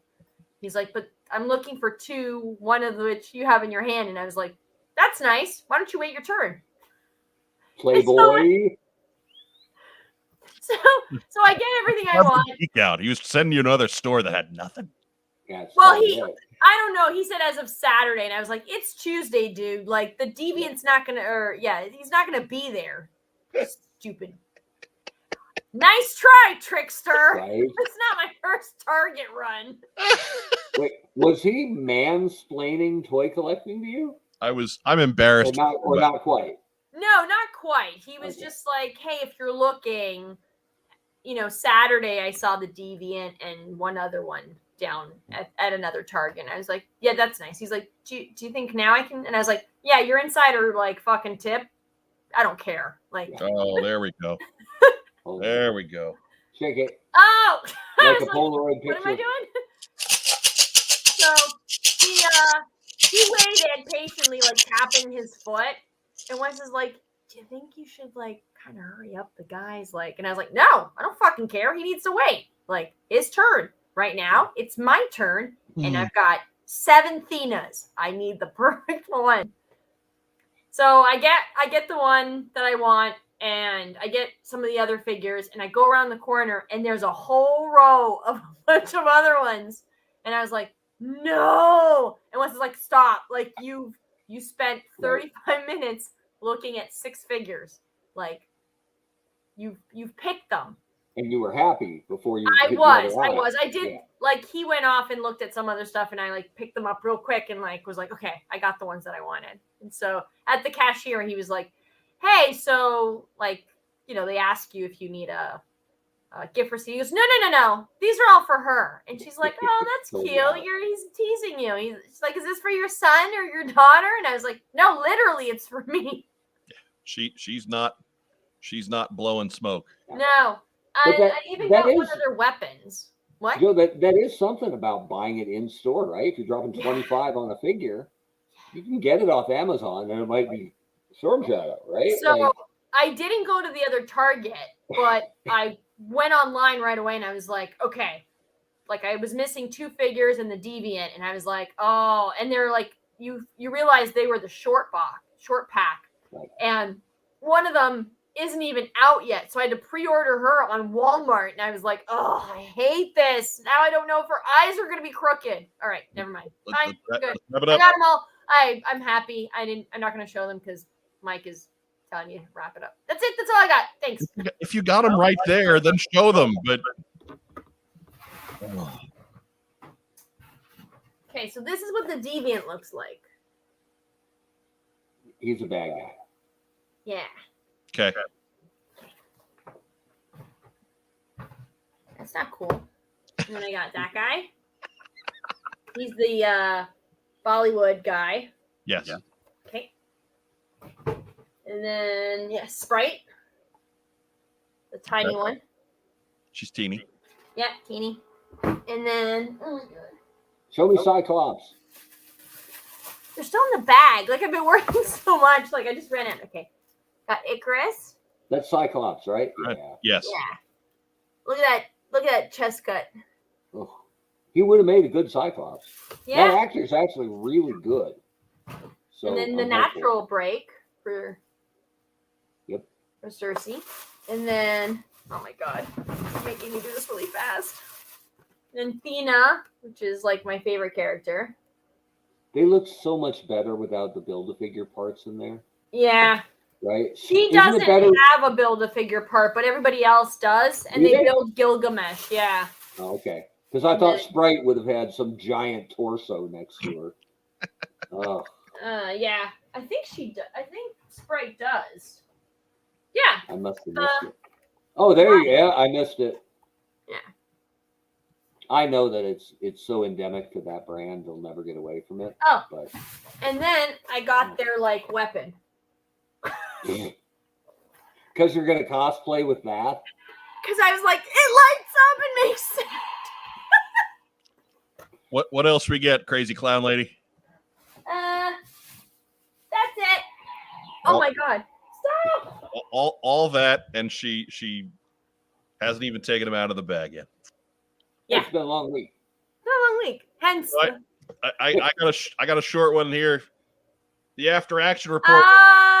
Nice. We talked to our good friend Roger Taft, the co-author of this wonderful tome, back on episode 138. So we got to go back in the archive a little bit. but came this week. I have not had a chance to get into it yet. Showed up just earlier or late. I got a hold of it later last night, and I just didn't have a chance to get a hold of it to get into it today. So I'll have a little bit more of a review next time. But it did come in. Thank you, Roger. Excellent work. We appreciate it. We're glad we could be a part of helping you get the word out on that one. Shout outs, Mark Weber. Just saw a post today from our pal Terry Desard about him trying to log in at yojo.com and realizing he's locked out forever. And he knew that was coming, but it's still kind of jarring. So to Terry Desard and Philip Donnelly, and not to the bastards at Vertical Scope. That's my shout out, because we certainly respect and enjoyed all the fine research work they did over the years at yojo.com, a site that we won't visit anymore. So to Terry and Philip, that's my shout outs this week. Crazy Clown Lady. Yes. Shout out. I have, okay, so it's my anniversary in 2 days. So Wes and I are going, actually he surprised me with a nice dinner at Gordon Ramsay's restaurant in Baltimore. So I want to shout out to my husband for our 1 year of marriage. Round of applause for 1 year of marriage. And then my parents, who, like, the borders are opening come November 8th. So I'll be able to drive up and drive back, which I can now. But I might be able to bring Mama Colton down if she agrees to it, or I might bring her in December. So we might have her for New Year's. Can we call them Mr. and Mrs. C like they did on Happy Days? Yeah, sure. All right. I call them Immigrant 1 and 2, but yeah, people have said, you don't call your mom and dad? And I was like, I do, but like to the masses, they're Immigrant 1 and Immigrant 2. what you call them and how you refer to them are two different things. Yeah. Right. Just for safety, when you get your mom into the car, probably pack her with ketchup potato chips. Just to I am. Don't you worry. She's like, if you come early, like, can I just give you food to take with you? And I was like, if we come, we might be taking a plane. So no. And she's like, well, we can stuff the suitcases. I was like, no. Do you know how heavy you're going to make those suitcases? Oh, you ship that stuff UPS. Yeah. Don't look at me like I'm crazy. You're the one in clown makeup. Yeah. And she smuggled in a leg of lamb. Like when she took the megabus, I don't know what she did, but they let her through. And I was like, how did you get the leg of lamb? She's like, I gave them cookies. It's megabus. That's how she got it through. Yeah. I was like, bribing a federal official is like a federal offense, Mom. And she's like, I'm little old lady and immigrant. Like, they don't care. Nobody gives them anything. It's appreciated what they do. And I was like, the cartel's got nothing on you. Yeah. No, I have similar stories of my grandmother back on Long Island, so I got you. Anybody else? Joe Colton? No, that's it. All right. Yeah. Shout out to the fourth man and unheralded hero of the What's on Joe Mind team, Rack Time Rob. Holy. Going to give a shout out to our sponsor, Kokomo Toys. Woo. We will sing the theme song, Kokomo, Kokomo, Kokomo Toys. Kokomo, Kokomo, Kokomo Toys. I was going for a Beastie Boys thing. Did it work? Yeah, sure. Okay. Good enough. Good enough. Remember, if you're watching us on YouTube tonight, thank you so much. Give us a like. If you haven't subscribed to the channel, give us a subscribe. Share us wherever you take your social media circles. If you're watching us on Facebook, go ahead and give us some kind of reaction. Give us a thumbs up. Give us a heart. Give us a huggy guy. We love little huggy guy. Just to, again, keep the algorithms pumping and make sure that we're getting out there to the masses. We are still driving towards 1,000 subscribers. It would be nice to do that before our 1 year anniversary on this stinking platform.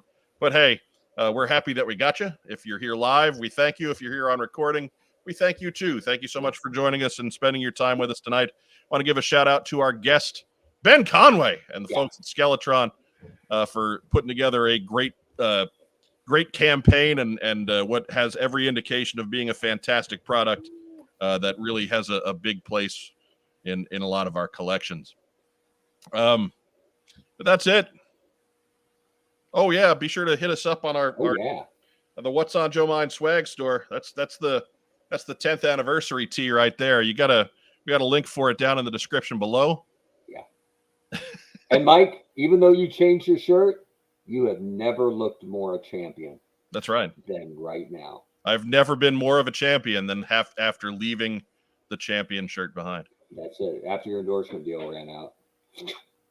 Just like that. Hey, look at that. Hey, and if we get out quick enough, then Joe can go kill Tintin and Top Dollar. So let's get going. Head on over to Kickstarter and support Roboskull if you can. There's lots of things at lots of price points. So you're not just necessarily buying a big red flying skull. There's figures and there's other stuff too. Go check it out. Give them whatever support you can. We are still in a pandemic. Get yourself vaccinated. Keep yourself safe in crowds.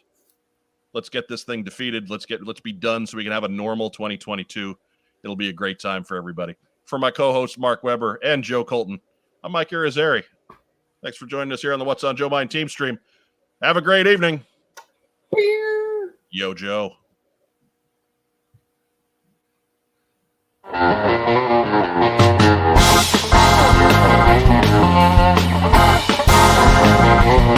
Thank you.